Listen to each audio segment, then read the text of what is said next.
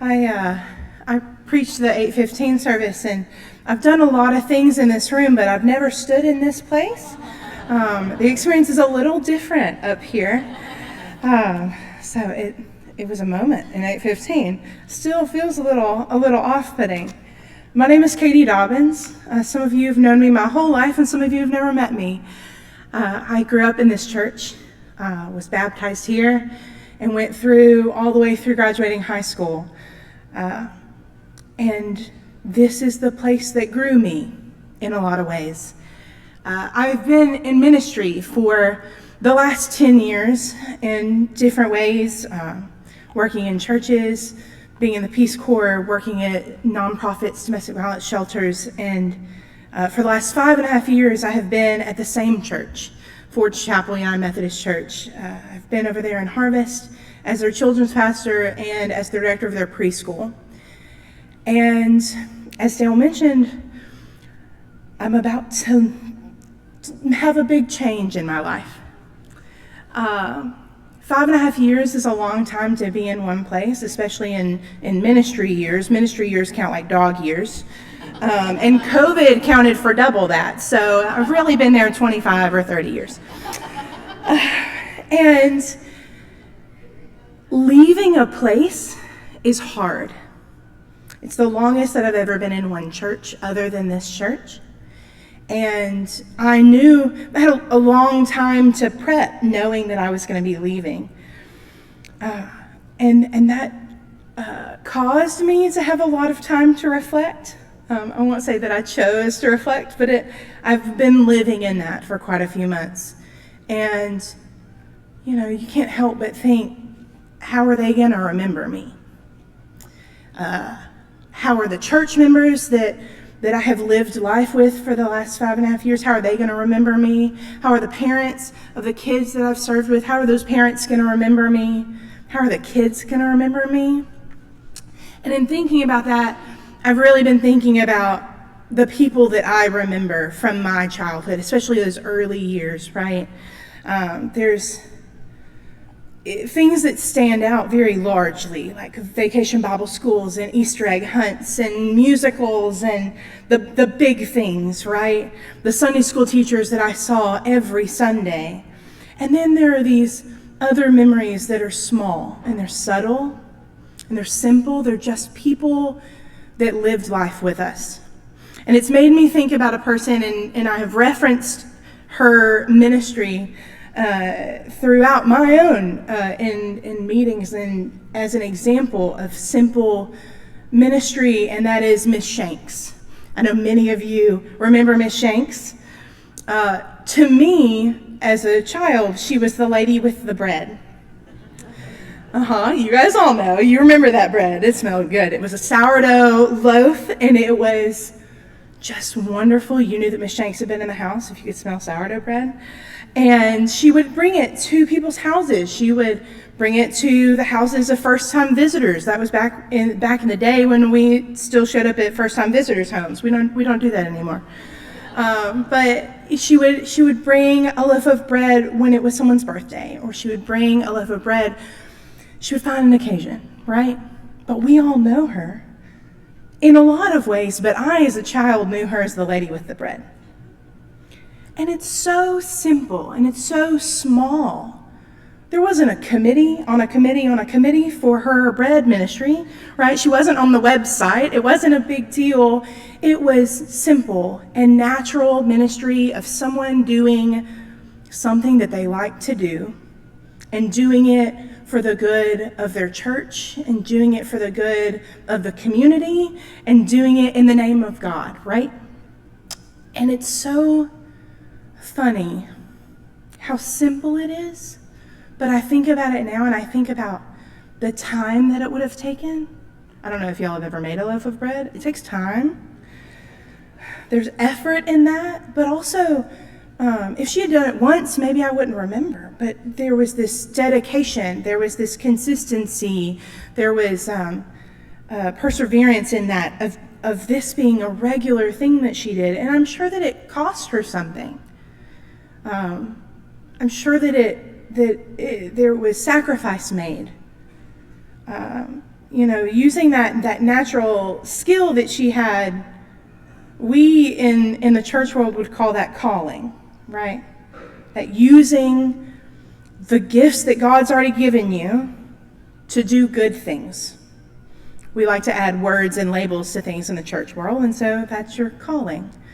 We in the Methodist world believe that after you come out of your baptismal waters, a calling is put on you. God has put a calling on your life.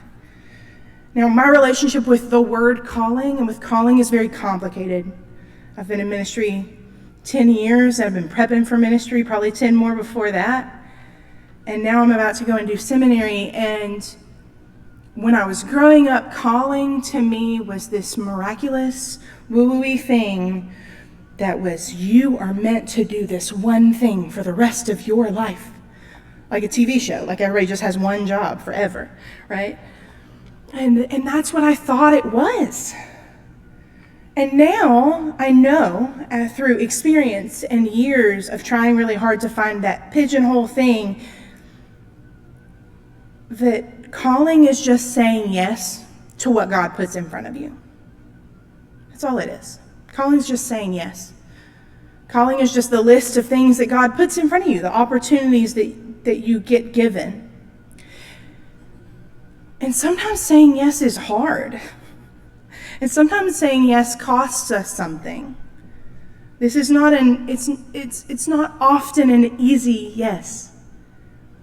My favorite book of the Bible is Esther, my favorite story. I love the story of Esther. And the thing about the story of Esther is she's been kidnapped and all of these awful things have happened to her, and she's finally in this place of safety. She is married to the king, and she has gotten through all of these hardships, and she is married, and she is finally in a place of not being at risk anymore. And then this proclamation comes down that the Israelite people are scheduled to be killed, right?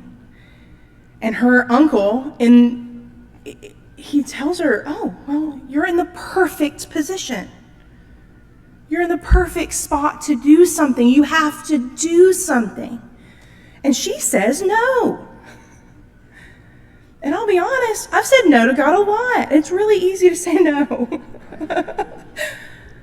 Sometimes saying no it feels better. And sometimes it's for really good reasons, like safety. And Mordecai, her uncle, in the way that only a family member can, guilts her in like a truthful, godly way, right? And he says, okay, you don't have to, but just so you know, God will save the Israelite people. God will do God's work. The Israelite people will be fine. The only person whose life won't be better after this is yours. Because she wasn't called to save the Israelite people. She was called to live a bigger life than what she had landed in. And it's a bigger life and a better life costs us something. There's a cost to that.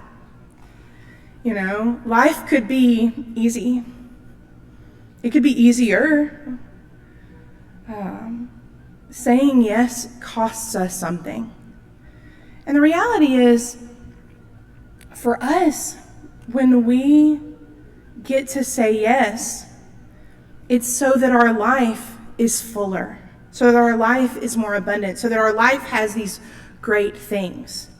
But sometimes I think that we forget in the church that God's will be done with or without us.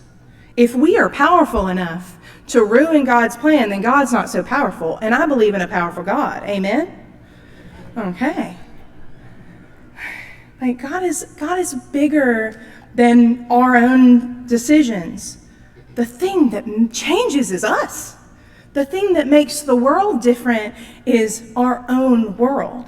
If we say yes, then we get to live a better life. And if we choose to be kind and to take risks and to do all of these things, if we choose to do that, our life becomes fuller. and more beautiful. It's like taking a life from black and white, a picture from black and white to color, right? But that requires us to say yes. And it requires these hard things. And trust me, I know saying yes is hard. People are hard. Ministry is hard. My pastor, my last boss, he always says that ministry would be really easy without the people.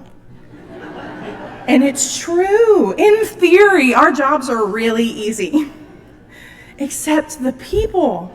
And I'm sure that's the same for all of your jobs too. It'd be a lot easier to be nice to every person you ever met if you don't meet a person. Right? It's easy to go through the world with blinders on, but God didn't call us to blinders. But again, you can do that, and it'll be easier. But man, what a boring life. And God didn't call us to be boring. He didn't.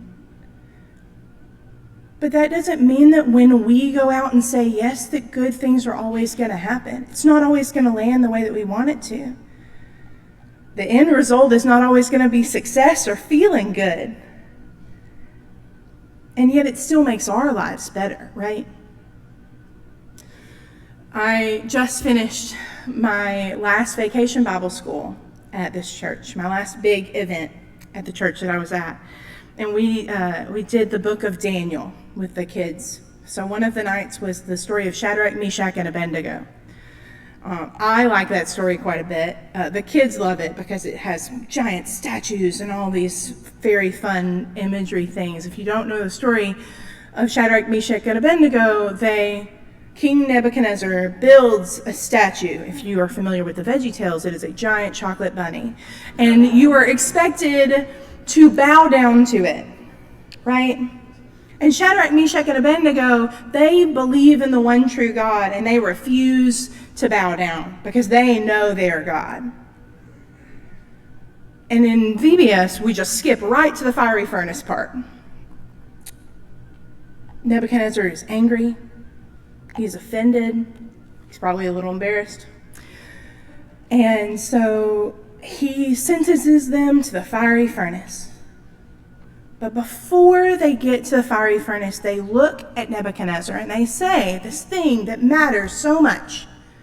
They say, we know that our God could save us. But even if he doesn't, God is still good. Things will not always work out the way that we want them to. Sometimes the ending is ugly. Sometimes the yes that we say yes to feels bad afterwards. We don't always feel better when we do the thing that we're supposed to do. Sometimes church hurts. Sometimes people are hard. And yet, at the end of the day, we know that God is still good. As long as we can land in that, everything will be okay. Amen.